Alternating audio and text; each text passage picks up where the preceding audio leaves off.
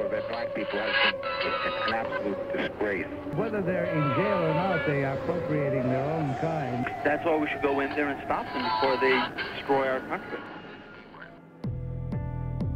Here was my dad with me when I was a baby.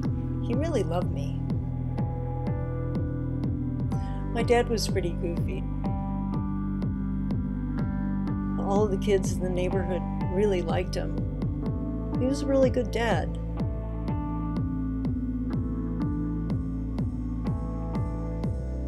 We came from humble roots, and he never had a bad word about any race or people or person.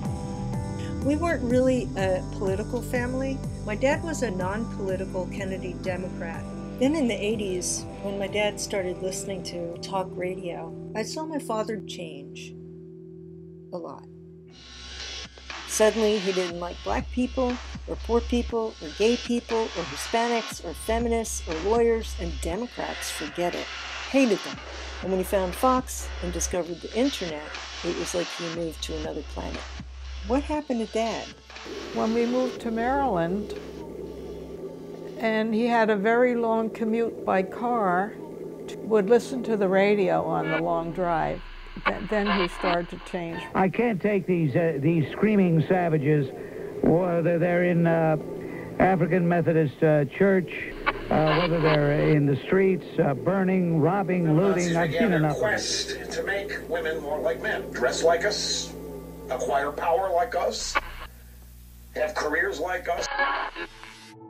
See, most people don't think about this, but talk radio is something, unlike a lot of other media, that's almost always done alone.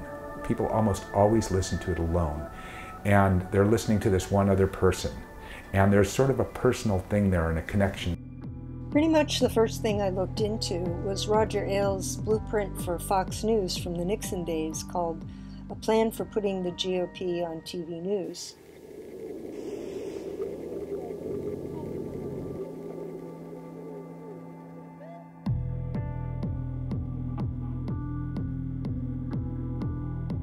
I also learned about a confidential Lewis Powell memo called Attack on the American Free Enterprise System. What he claimed is that the whole world is the whole country is being taken over by the radical left. The government, the media, the universities, of course, everything's run by the far left.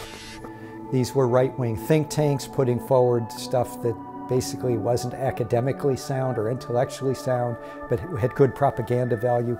You had groups that bashed liberal journalists, and then ultimately it led to the right-wing media itself. Up till that period of my life, I never paid attention to politics. So that's when I started reading the newspapers, listening to the radio, and that's how I became a Republican. Now that you asked me that question, I wondered how and when did that happen to me? It wasn't the only dad this happened to. It happened to others, uncles, aunts, cousins, brothers. In fact, I found it to be a phenomenon.